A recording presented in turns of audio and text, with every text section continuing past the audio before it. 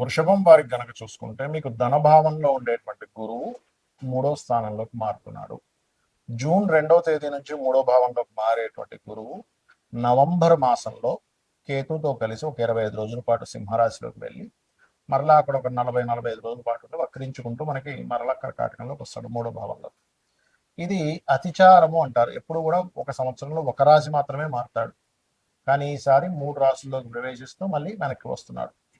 మరి దీని వలన కలిగేటువంటి ఫలితాలు ఏమిటి, ఏ దేవత ఆరాధన చేసుకోవాలి, ఎటువంటి విషయాల పట్ల మీరు జాగ్రత్తగా ఉండాలి అనేటువంటి అంశాలు చెప్తుంది నేనైనప్పటికీ చెప్పిస్తుంది సాక్షాత్ లలిత అమ్మవారిగా భావిస్తూ ఆ లలితాంబిక అమ్మవారి యొక్క అనుగ్రహం మీకు పరిపూర్ణంగా కలగాలని మనస్ఫూర్తిగా కోరుకుంటూ, ఇక్కడ 3వ స్థానం అనేటువంటిది మనం చేసే ప్రయత్నము, మనం గతంలో ఏర్పడినటువంటి చిన్న చిన్న మిస్అండర్స్టాండింగ్స్, సిబ్లింగ్స్, వీటికి సంబంధించినటువంటి కొన్ని మిస్అండర్స్టాండింగ్స్, గతంలో జరిగిన కొన్ని అపార్థాలు కావచ్చు, అపోహలు కావచ్చు, కొన్ని తొలగిపోవడము జరుగుతుంది. కొంతమంది మధ్యవర్తిత్వంగా వచ్చినట్టే వచ్చి వాళ్ళు ఇబ్బంది పెట్టేటువంటి సిచ్యువేషన్స్ కూడా ఏర్పడతాయి, గుర్తుపెట్టుకోవాలి. అలాగే మీరు ఏదైనా ఒక కొత్త అగ్రిమెంట్స్ రాయడము, అలాగే కొత్త ఒప్పందాలు చేకూర్చుకోవడము, తోబుట్టు వరుస వారితో కొంత పరిస్థితుల్లో కొంతవరకు అటువంటి సిచ్యువేషన్స్ కలగడం అనేటువంటిది చూపిస్తుంది. మరి దీనికి ఏంటి అంటే సింపుల్గా ఏం లేదు, మీరు ఎక్కువగా విష్ణు సహస్రనామాలు వినాలి.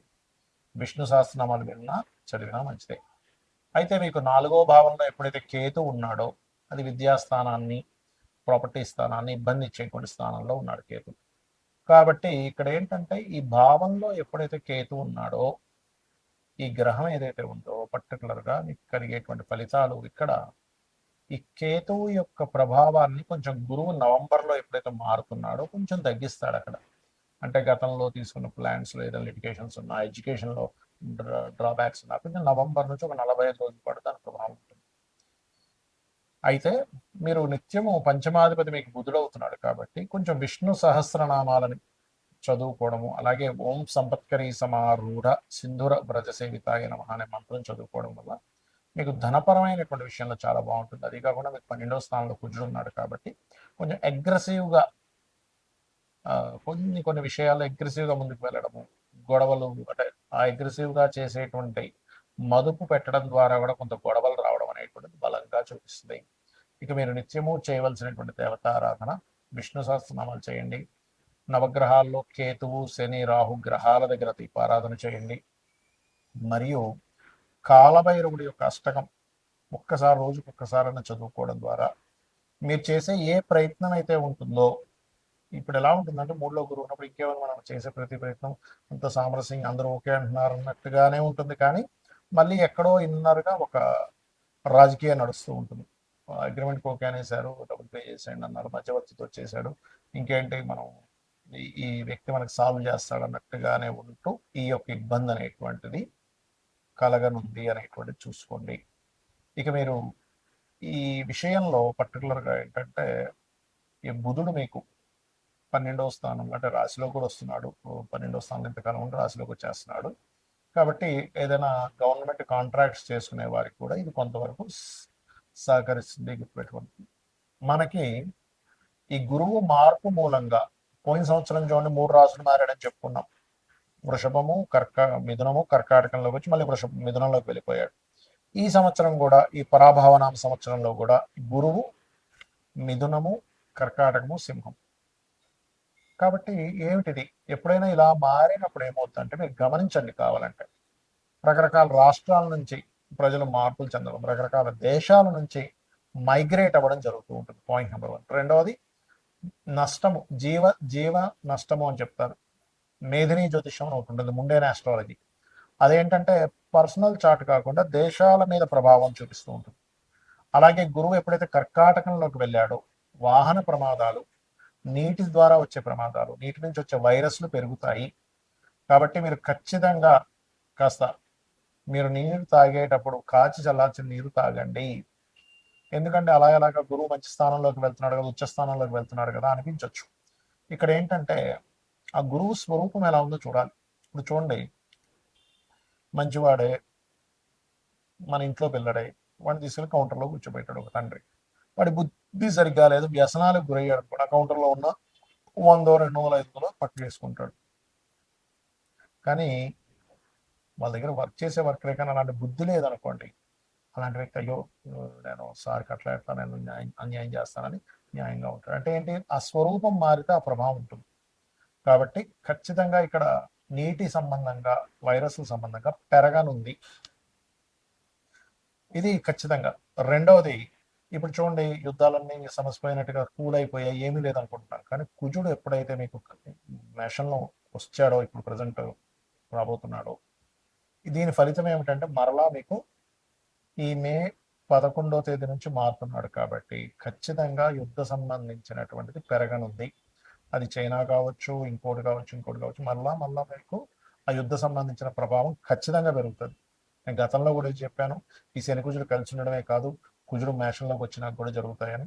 అది అలా ఉంది. అదేవిధంగా కాస్త ఎండలు, విపరీతమైన ఎండలు పెరగడం, విపరీతమైన వర్షాలు పడడం, ఇటువంటివన్నీ కూడా ఇస్తారు. అందుకే చూడండి, మనకి మొన్న ఈ మధ్య కూడా చాలా మంది మోడీ గారు ఏంటి బంగారం కొనొద్దన్నారు, విదేశాలకు వెళ్ళొద్దన్నారు, డీజిల్ జాగ్రత్త వాడుకోమన్నారు. ఎందుకు అంటే చూడండి, ఎప్పుడైనా కానీ యుద్ధాలు వచ్చినప్పుడు బంగారం విపరీతంగా పెరుగుతుంది, కానీ సడన్గా తగ్గిపోతుంది కూడా.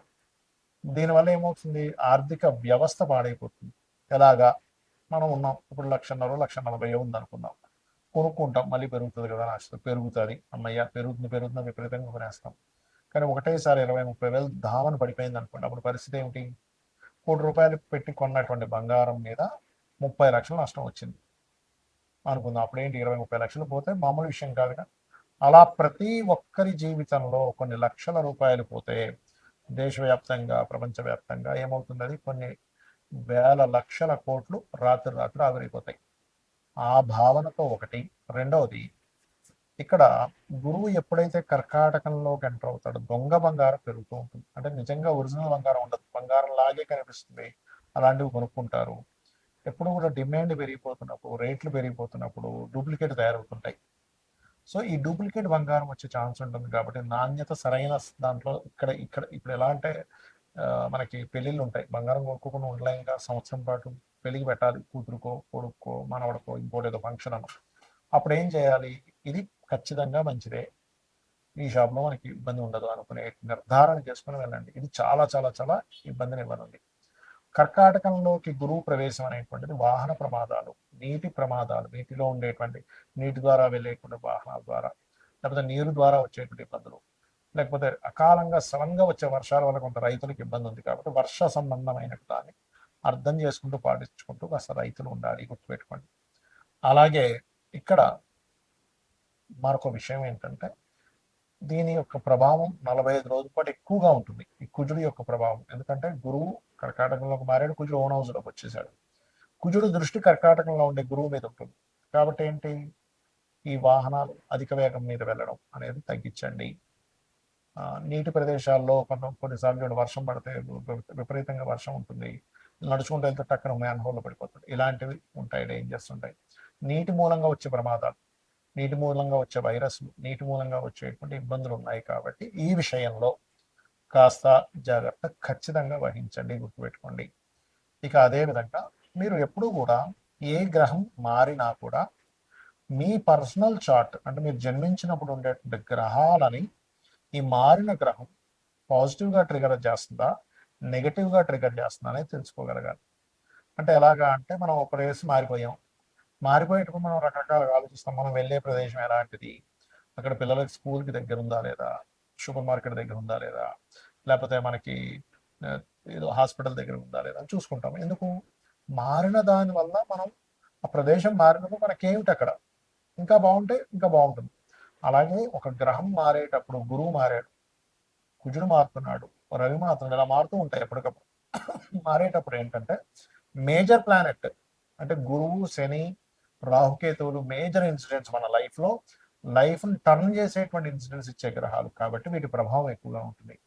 కాబట్టి మార్పు ఒకటే కాకుండా మీ పర్సనల్ చార్ట్లో ఏ మహాదశ నడుస్తుంది, ఏ అంతర్దశ నడుస్తుంది, ఇప్పుడు వైరస్లు, రోగాలు వస్తాయని మీకు ఎక్కడ రోగభావం లేదనుకోండి, పెద్ద ఎఫెక్ట్ ఉండదు. ఇప్పుడు మొన్న లాస్ట్ ఇయర్ కోవిడ్ వచ్చినప్పుడు, 4 years బ్యాక్ వచ్చినప్పుడు కూడా చూడండి, కొంతమందికి చాలా ఎఫెక్ట్ అయితే కొంతమంది పెద్ద ఎఫెక్ట్ అవ్వాలి. It's depend on your personal chart ఎలా ఉందనే దాన్ని అర్థం చేసుకుంటూ ముందుకు వెళ్ళాలి. శ్రీమాత్రే నమః.